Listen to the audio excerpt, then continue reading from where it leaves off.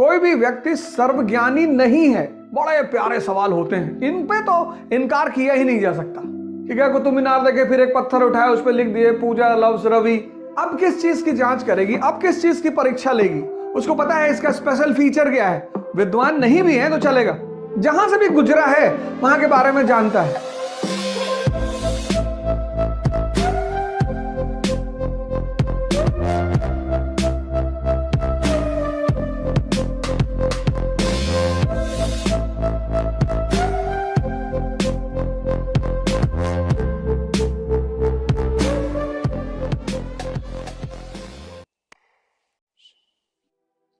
Interview का जो दौर होता है, मतलब इंटरव्यू का जो फेस है वो बहुत क्रूशियल फेस होता है। बहुत बहुत क्रूशियल, सेंसिटिव और सरल, 3 शब्द का इस्तेमाल मैं कर रहा हूं। बहुत क्रूशियल, सेंसिटिव और सरल। पहली बात जो हर आदमी को अपने दिल में दिमाग में बैठानी है वो ये है कि no one is omniscient in this world. ये पहली बात, no one is omniscient in this world. कोई भी व्यक्ति सर्वज्ञानी नहीं है, नहीं है। इसका मतलब यह है कि जो इंटरव्यू है आईएएस का, उसका अपना एक कोई दायरा होगा, कोई बॉर्डर होगा, कोई फेंसिंग होगी, और उस फेंस के बीच में वो इंटरव्यू चलता होगा। जैसे एनडीए और सीडीएस का एसएसबी है, वो एक अलग चीज है। एसएससी सीजीएल का इंटरव्यू एक अलग चीज है। रेलवे बोर्ड का इंटरव्यू एक अलग चीज है। ऐसे आईएएस का भी इंटरव्यू एक अलग एस्पेक्ट है। जितने भी लोग इंटरव्यू देने जा रहे हैं उनको सबसे पहली चीज जो अपने दिमाग में बैठानी वो यही है कि नो वन इज ओमनीसिएंट।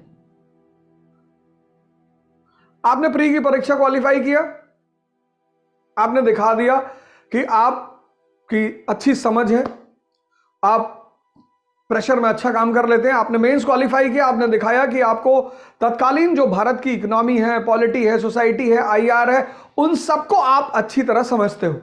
यह बात यूपीएससी को क्लियर हो चुकी है कि आपने प्री क्वालिफाई किया, आपने मेंस क्वालिफाई किया। अब क्या जांच करेगी वो? अब किस चीज की जांच करेगी, अब किस चीज की परीक्षा लेगी? तो अब जो परीक्षा वो लेगी वो है पर्सनालिटी की, व्यक्तित्व की। अब व्यक्तित्व की जो परीक्षा है, पर्सनालिटी, वो भी किसके व्यक्तित्व की? नौकरशाह, एरिस्टोक्रेसी, ब्यूरोक्रेसी, उसके व्यक्तित्व की।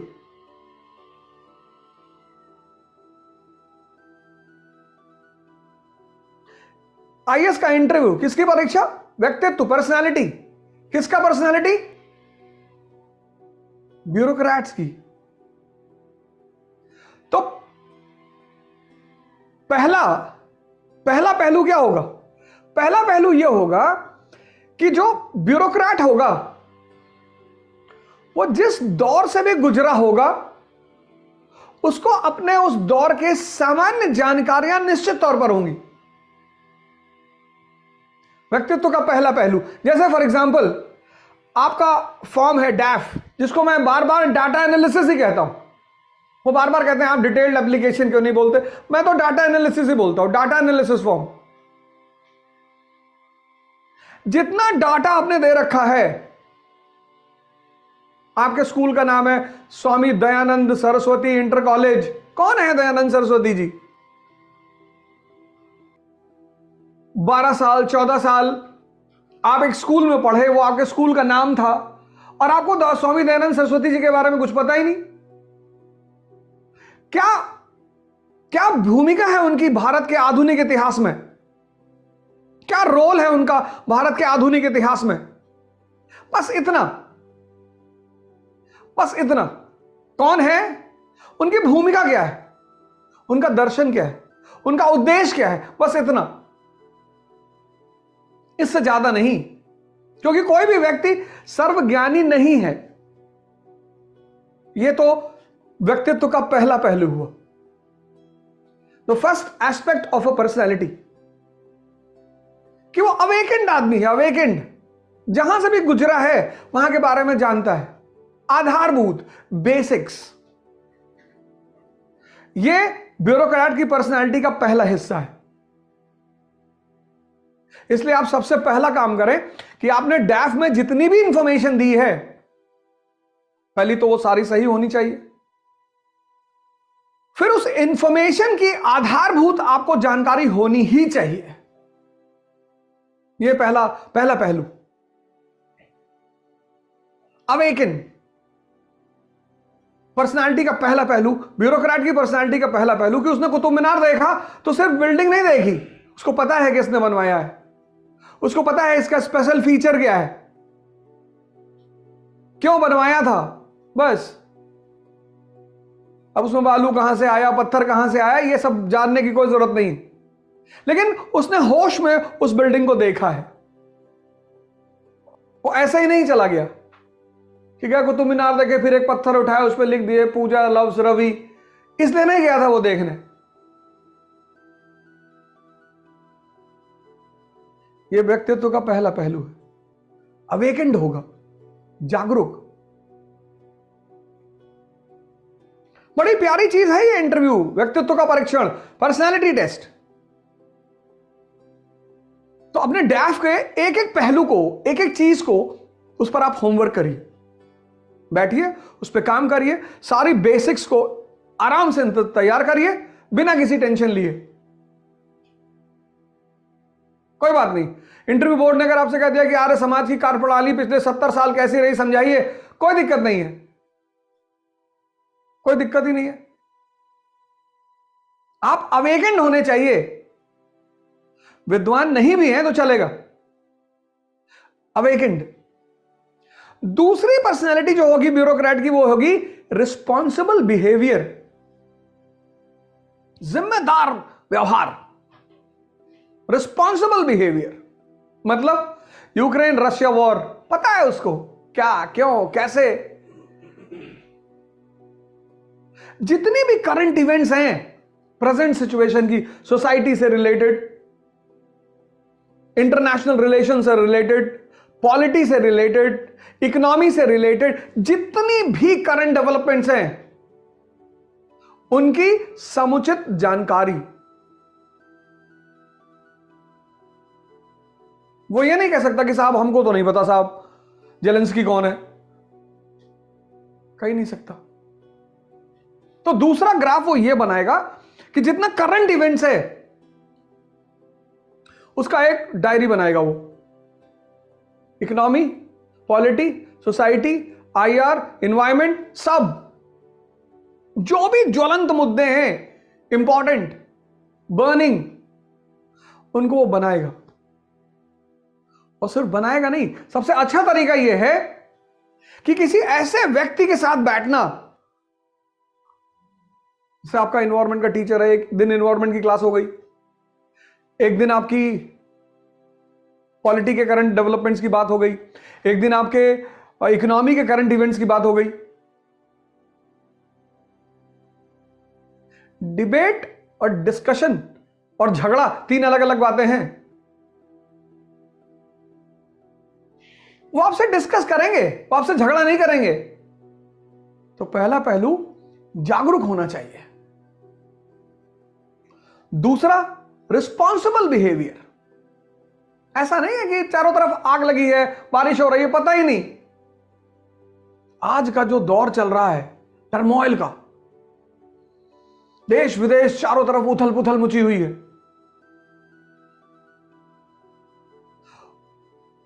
वो फैक्टर्स जिन्होंने चारों तरफ एक सेंसिटिविटी फैला रखी है, वो तैयार होने चाहिए। ये दूसरी चीज वो आपके व्यक्तित्व में टेस्ट करेंगे। हो सकता है वो आपके एकेडमिक बैकग्राउंड पे चले आए कि आपने एमए किया है फिलॉसफी में, हो सकता है फिलॉसफी आपका ऑप्शनल ना हो, अब मास्टर्स डिग्री आपने ले रखी फिलॉसफी में, एमए इन फिलॉसफी, और आपका ऑप्शनल है पब्लिक एडमिनिस्ट्रेशन। तो जिस आदमी ने मास्टर्स डिग्री ले रखी है, अगर उसको वेस्टर्न और इंडियन फिलॉसफी में फर्क नहीं पता, तो खाक एमए किया। दर्शन और फिलॉसफी, इन दोनों शब्दों में अंतर ही नहीं पता। शंकर की माया और डेविड ह्यूम का सेप्टिसिज्म। शंकर की माया, माया का सिद्धांत, और डेविड ह्यूम का सेप्टिसिज्म। विटगेन्स्टाइन, डेकार्ट्स, कॉग्निशो अर्गो सम, लाइबनीज, स्पिनोजा, सांख्य, महावीर, बुद्ध, वैशेषिक, मास्टर्स डिग्री।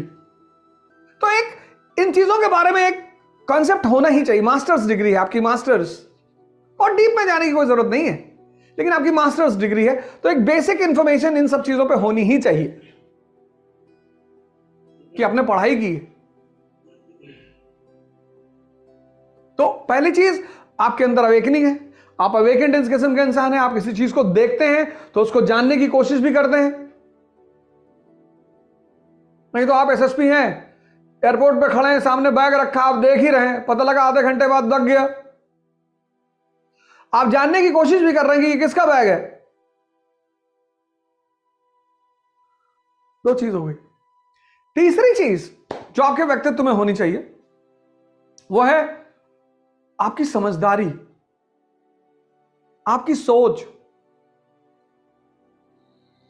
और वो चीज निकल कर आएगी ओपिनियन बेस्ड सवालों पे। बड़े प्यारे सवाल होते हैं, इन पे तो इनकार किया ही नहीं जा सकता। उन्होंने आपसे पूछ लिया विटगेन्स्टाइन के बारे में, आपने कहा साहब इस वक्त तो साहब सर याद नहीं है sir, I am unable to recall sir, but I will find out sir. पर ओपिनियन बेस्ड जो क्वेश्चन होते हैं, ओपिनियन सबसे प्यारे क्वेश्चन होते हैं इंटरव्यू बोर्ड के। और ओपिनियन बेस्ड क्वेश्चनों पर अगर आपने बोर्ड को संतुष्ट कर दिया तो इंटरव्यू आपका। क्योंकि वो लोग जो आपके सामने बैठे हैं, सेवा कर चुके हैं, मैच्योर हैं, अगर वो आपके जवाबों से सहमत हो गए, बड़ी बात है। और व्यक्तित्व का सबसे बड़ा हिस्सा, अब जैसे उस वही बात चल रही है समझदारी और सोच की, ओपिनियन बेस्ड क्वेश्चन की, बड़े सारे मुद्दे हैं। यूनिफॉर्म सिविल कोड आ रहा है, आपको क्या मतलब है, लगना चाहिए? आपकी क्या राय है? अब आप समाज में बाहर जाएंगे तो इस क्वेश्चन के आंसर हिंदू के लिए अलग हो सकता है, मुसलमान के लिए अलग हो सकता है। आप ब्यूरोक्रेट हैं, आपको देश चलाना है। आपको ना तो हिंदू को खुश रखना है, ना मुसलमान को खुश रखना है, ना दोनों को दुखी रखना है, आपको देश चलाना है। Opinion based questions. तो पहला टेस्ट व्यक्तित्व का होता है। व्यक्तित्व का जो टेस्ट है उसमें पहला टेस्ट होता है किसका? अवेयरनेस का, अवेकनिंग का। दूसरा टेस्ट रिस्पॉन्सिबिलिटी का, रिस्पॉन्सिबल बिहेवियर का। तीसरा टेस्ट समझ का, सोच का। और चौथा व्यक्तित्व का एक बड़ा अहम पहलू, किसी के सामने कुछ कंडीशन क्रिएट कर दो, सिचुएशन क्रिएट कर दो, और फिर देखो कि वो सिचुएशन से कैसे बाहर निकलता है।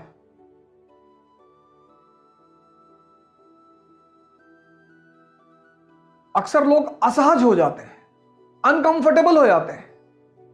वो अनकंफर्टेबलता उनके चेहरे पे आ जाती है, पसीने में आ जाती है, बॉडी के मूवमेंट में आ जाती है। सर आप बैठोगे, उनसे बात करोगे, सवाल जवाब करोगे, आपका जो हाथ का मूवमेंट होगा, सर का मूवमेंट होगा, बॉडी का मूवमेंट होगा, उस सब पर उनकी नजर होगी। क्योंकि जैसे ही मन घूमेगा वैसे ही शरीर भी घूमेगी। यह व्यक्तित्व का एक बहुत अहम पहलू होता है। परिस्थिति में व्यक्ति का बिहेवियर, ये चार पहलू हैं व्यक्तित्व के जिनका आपका जांच होगा।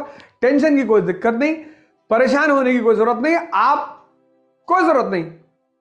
एक लाइन दिमाग में रखनी है, no one is omniscient in this world. लेकिन इन चार चीजों पर नजर रखनी है, इसको चेक करना है। अगर कहीं थोड़ा सा 19-20 है तो उसको इंप्रूव करना है। क्योंकि ऐसा तो होगा ही नहीं कि आपके अंदर कुछ ना हो। आपने मेंस क्वालिफाई किया, आप बहुत धनी आदमी, आईएएस का मेंस क्वालिफाई करना ही बहुत बड़ी उपलब्धि है दुनिया में, भारत में नहीं, दुनिया में। और पहली बार इकरा इंटरव्यू गाइडेंस का प्रोग्राम करने जा रही है। अब इस गाइडेंस प्रोग्राम में हमारी आपसे मुलाकात होगी, पर्सनालिटी को लेकर, व्यक्तित्व के इन 4 पहलुओं को चेक को लेकर। मॉक इंटरव्यूज होंगे by retired IAS officers, senior faculties. फिर interaction, 1-to-1 interaction with serving officers, जो अभी पिछले 1-2 साल में सेलेक्ट हुए हैं और जॉब कर रहे हैं, सर्व कर रहे हैं, उनसे आपका इंटरैक्शन। तो पर्सनालिटी को लेकर आपकी मुलाकात हमसे होगी। मॉक इंटरव्यूज में आपको सीनियर ऑफिसर्स मिलेंगे, रिटायर्ड ऑफिसर्स मिलेंगे, सीनियर फैकल्टीज मिलेंगी, और इंटरैक्शन में आपको मिलेंगे सर्विंग ऑफिसर्स। पुणे में इसकी पहली डेट है 28 दिसंबर 2022। ये 28 दिसंबर पुणे में इकरा के ऑफिस पे 28 दिसंबर 2022 को इसका सेशन होगा। मैं आपको पुणे में मिलूंगा 28 दिसंबर को। दिल्ली में 22 and 29 January, JP Siddharth hotel Delhi. इसके लिए आपको एक छोटी सी फॉर्मल प्रक्रिया करनी पड़ेगी। इकरा में ऑनलाइन रजिस्ट्रेशन करा लीजिए। जो भी लोग पुणे में मिलना चाहते हैं, दिल्ली में मिलना चाहते हैं, वो सारे लोग ऑनलाइन रजिस्टर करा लें। और ये पूरा प्रोग्राम फ्री है, इसकी कोई फीस नहीं है, ये पूरा प्रोग्राम फ्री है। लेकिन आपको प्रोग्राम में आने से पहले ऑनलाइन रजिस्टर कराना पड़ेगा, रजिस्ट्रेशन कराना पड़ेगा इकरा की ऑफिशियल वेबसाइट पे। एक बार फिर से आपको congratulations, best of luck, thank you, जय हिंद।